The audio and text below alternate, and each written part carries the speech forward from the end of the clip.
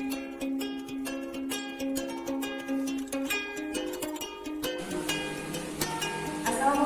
warahmatullahi wabarakatuh.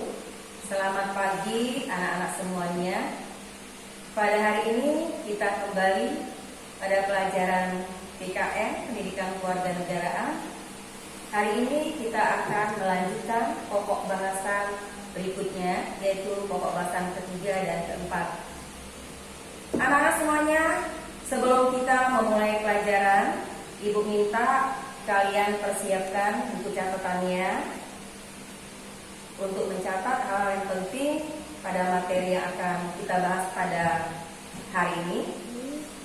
Dan berikutnya jangan lupa kalian absen terlebih dahulu. Absen terlebih dahulu di aplikasi Kualitiva, ya, itu sangat penting sekali karena itu adalah untuk penilaian kepribadian kalian masing-masing. Nah, anak-anak semuanya, sebelum kita membahas materi berikutnya, marilah kita bersama-sama berdoa terlebih dahulu sesuai dengan agama dan kepercayaannya masing-masing. Doa mulai.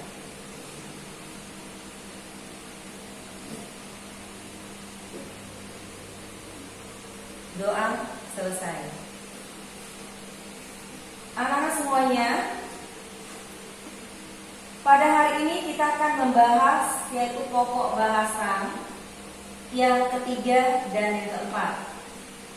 Tapi sebelumnya, kemarin Ibu sudah memberikan latihan kepada kalian untuk membahas kelima prinsip persatuan dalam keberagaman suku, agama, ras, dan antar golongan. Kelima prinsip persatuan dalam keberagaman suku, agama, ras, dan antar golongan itu ada 5 prinsip. Yang pertama adalah prinsip Bhinneka Tunggal Ika. Yang kedua, prinsip nasionalisme Indonesia. Yang ketiga, prinsip kebebasan yang bertanggung jawab. Dan yang keempat, prinsip wawasan Nusantara. Serta yang kelima adalah prinsip persatuan pembangunan untuk mewujudkan cita-cita reformasi. Bagaimana prinsip kelima tersebut? Silakan kalian lihat di depan ini, bahwa yang dinamakan prinsip Bhinneka Tunggal Ika, bahwa bangsa Indonesia yang memiliki keanekaragaman suku, bahasa, agama, dan adat kebiasaan. Di sini dengan adanya Bhinneka Tunggal Ika, maka mewujudkan bangsa Indonesia untuk selalu membina persatuan dan kesatuan. Karena makna dari Bhinneka Tunggal Ika walaupun berbeda-beda, namun tetap satu. Yang kedua, prinsip nasionalisme Indonesia. Nasionalisme ini adalah suatu paham yang mencintai tanah air. Jadi kita sebagai bangsa Indonesia itu harus memiliki prinsip nasionalisme, yaitu paham yang mencintai tanah air.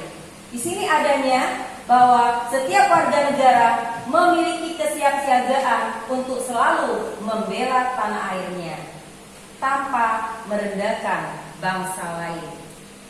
Yang ketiga, prinsip kebebasan yang bertanggung jawab, bahwa sebagai manusia kita adalah makhluk zoopolitikon yang selalu ingin berkumpul, makhluk sosial. Selain itu juga kita adalah makhluk ciptaan Tuhan. Berarti di sini bahwa kita harus memiliki tanggung jawab terhadap Tuhan yang Maha Esa dan terhadap sesamanya. Yang keempat, prinsip wawasan Nusantara. Wawasan Nusantara ini adalah cara pandang bangsa Indonesia tentang diri dan lingkungannya yang merupakan kesatuan IPO Leksos Hankam. Apa itu? Ideologi, politik, ekonomi, sosial budaya, dan pertahanan keamanan. Bahwa di sini dengan wawasan Nusantara, bahwa bangsa Indonesia itu memiliki satu, senasib, sepenanggungan, sebangsa, dan setanah air yang merupakan tekad dalam mencapai cita-cita pembangunan nasional. Nah, yang kelima adalah kita harus memiliki prinsip persatuan pembangunan. Kenapa? Karena dengan prinsip persatuan pembangunan ini untuk mewujudkan cita-cita reformasi, dan dengan semangat persatuan mengisi pembangunan itu, yaitu kita harus mengisinya dengan kemerdekaan, dan kita harus melanjutkan pembangunan. Ya, seperti kalian sebagai seorang pelajar, bagaimana cara mewujudkan cita-cita reformasi tersebut, bahwa kalian harus belajar dengan giat dan tekun.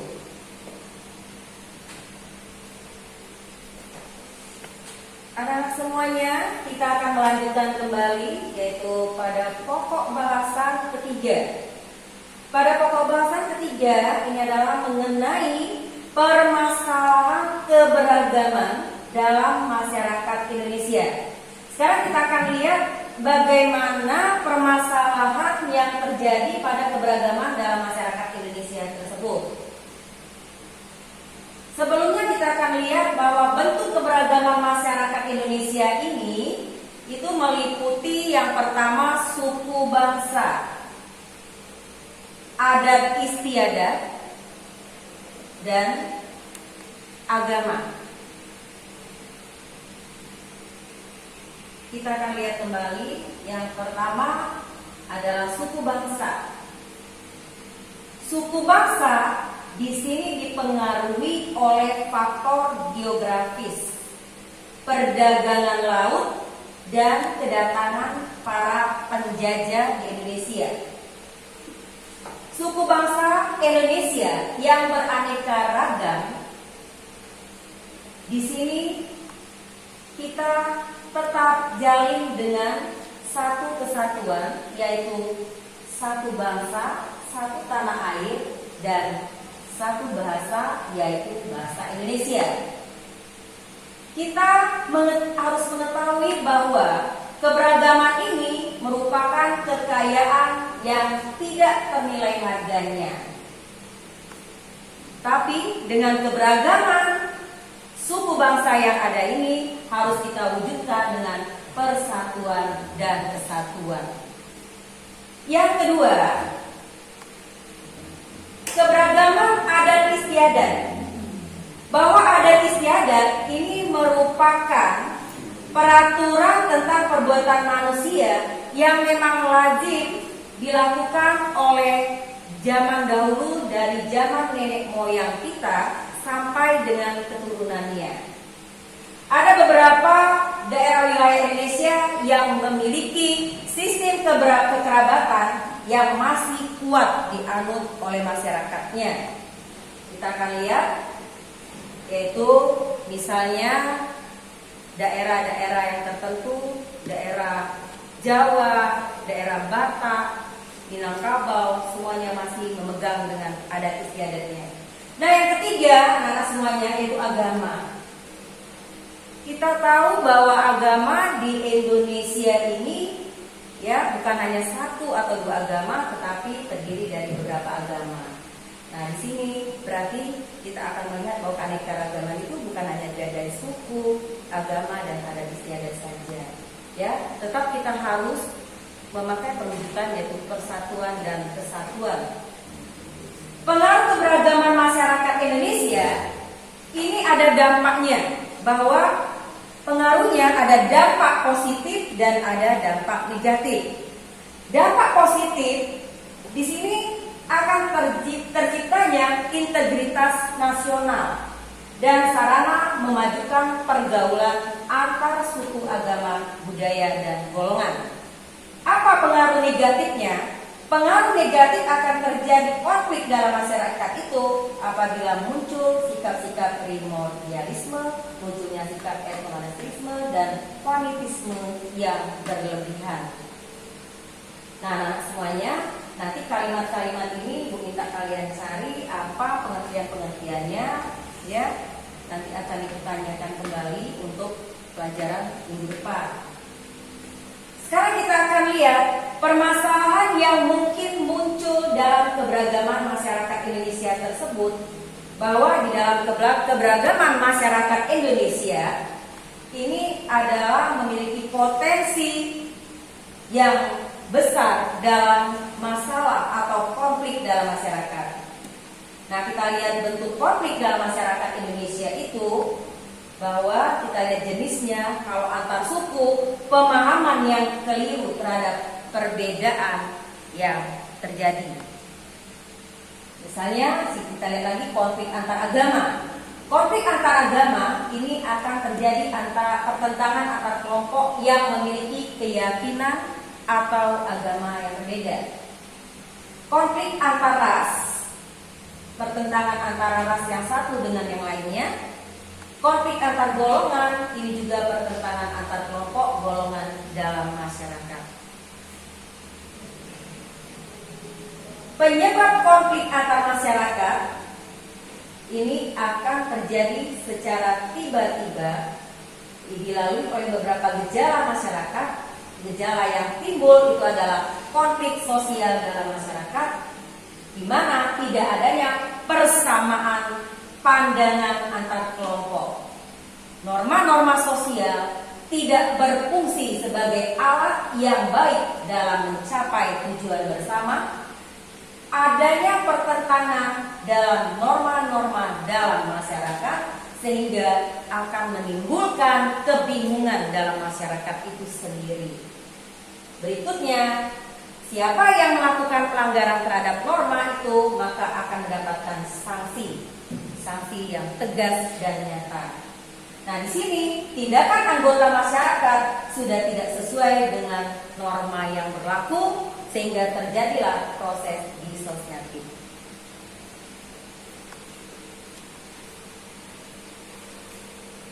Gejala pemicu konflik.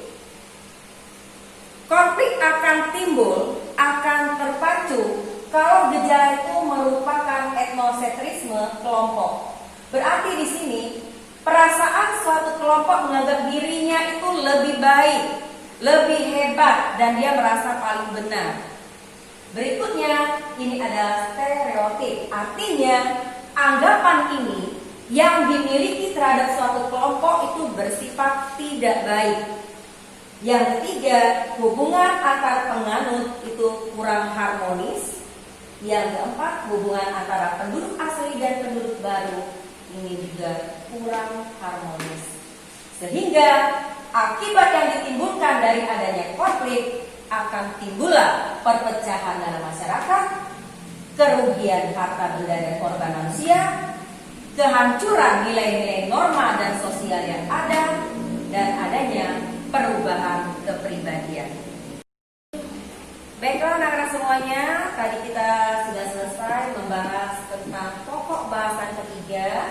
Sekarang kita akan melanjutkan pada pokok bahasan yang keempat, yaitu upaya pencegahan konflik yang bersifat SARA. Apa upaya pencegahan konflik yang bersifat SARA ini?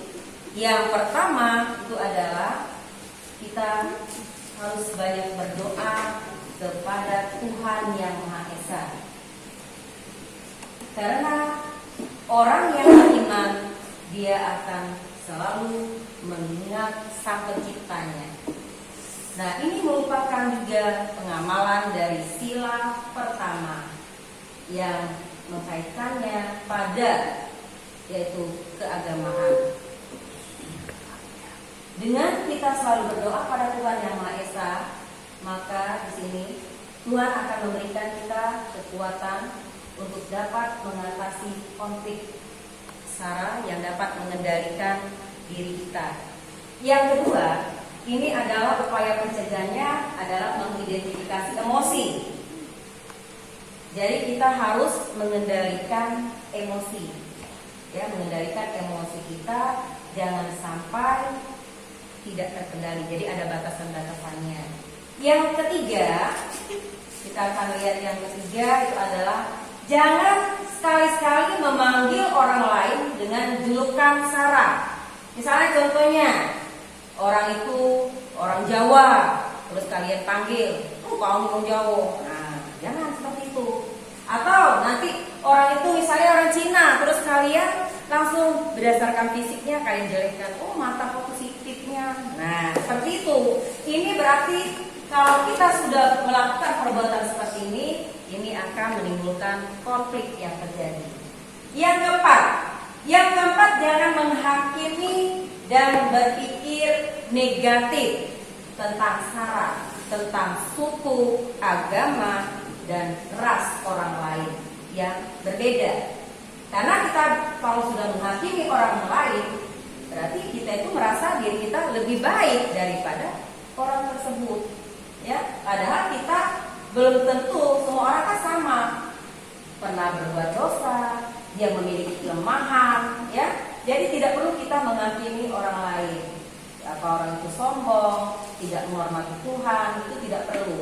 Ya, karena kita akan selalu menjaga jangan sampai terjadinya konflik yang terjadi di masyarakat. Yang kelima, jangan memaksakan kehendak pada orang lain. Ya, khususnya berkaitan dengan agama. Tidak boleh kita langsung memaksakannya, nanti kamu masuk agama saya ya. Nah, itu tidak boleh.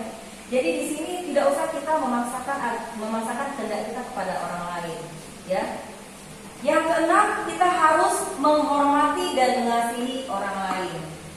Jangan sekali-sekali kita memperlakukan orang lain itu secara kasar. Karena kalau kita sudah melakukan hal sikap seperti itu, berarti kita menyakiti hati sesama, menyakiti orang lain, ya. Jadi kita harus mewujudkan sikap saling menghormati dan mengasihi supaya tidak terjadi konflik. Nah, semuanya, Ibu kira untuk pelajaran pada hari ini kita telah membahas bab 3, pokok bahasan 3 dan pokok bahasan keempat, yaitu pada bab 4. Hanya ini saja materi yang Ibu sampaikan pada hari ini. Wabillahi taufiq wal hidayah. Wassalamualaikum